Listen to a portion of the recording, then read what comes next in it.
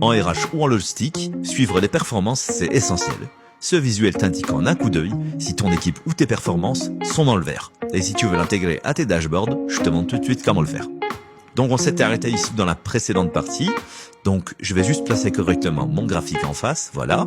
Et je vais aller dans mise en page pour retirer le quadrillage. Donc voilà. Et ensuite du coup on va aller dans insertion, illustration, forme.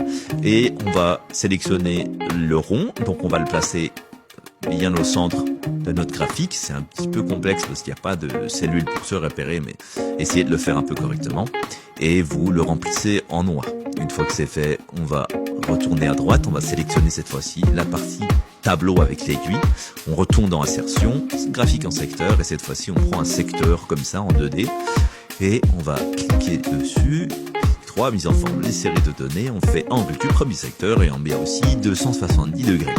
Voilà, une fois que c'est fait, on va retourner à droite sur notre graphique en secteur.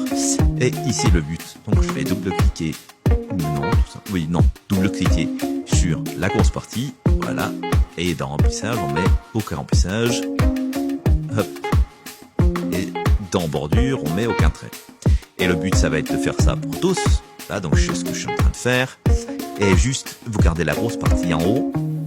J'ai fait une petite erreur là, voilà, et vous la mettez en noir pour représenter l'aiguille. Donc là, je vais juste déplacer le graphique, supprimer le titre et les légendes,